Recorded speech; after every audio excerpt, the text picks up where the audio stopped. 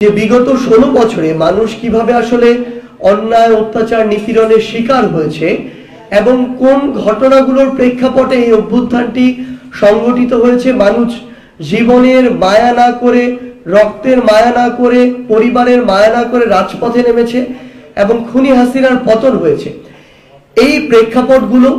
এবং এই যে মানুষ রাজপথে নেমেছে, মানুষ রাজপথে জীবনের মায়া ত্যাগ করে নামার পিছনে কিছু কারণ ছিল।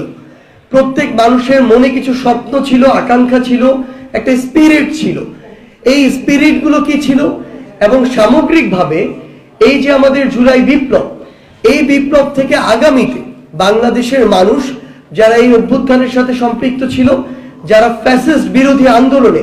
প্রত্যক্ষ এবং পরোক্ষভাবে অংশগ্রহণ করেছিল, তাদের প্রত্যাশা কি, আশা আকাঙ্ক্ষা কি। আমরা আমাদের জায়গা থেকে মনে করি এই সামগ্রিক বিষয়গুলো আমাদের এই জুলাই বিপ্লবের সামগ্রিক বিষয়গুলো একটি ঘোষণাপত্রে লিখিতভাবে লিপিবদ্ধ থাকা প্রয়োজন। আমরা আমাদের জায়গা থেকে মনে করি এই ঘোষণাটি আমাদের সামগ্রিকভাবে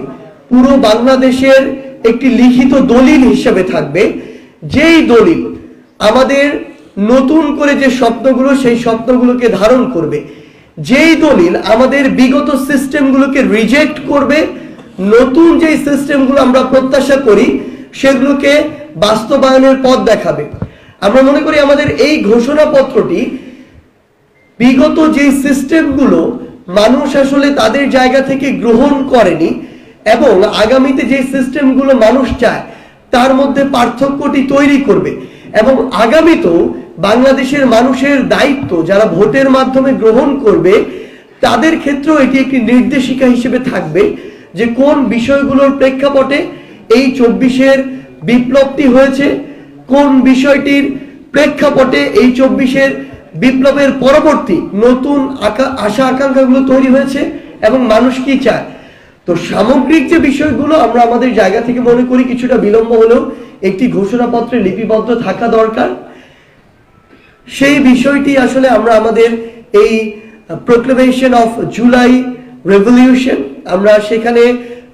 লিখিতভাবে লিপিবদ্ধ করব এবং আমরা এটি একটি খসড়া করেছি ইতিমধ্যে এবং এখানে বাংলাদেশের যারা এই অভ্যুত্থানের সাথে সরাসরি এই আমাদের বিপ্লবের সাথে সরাসরি অংশগ্রহণ করেছে,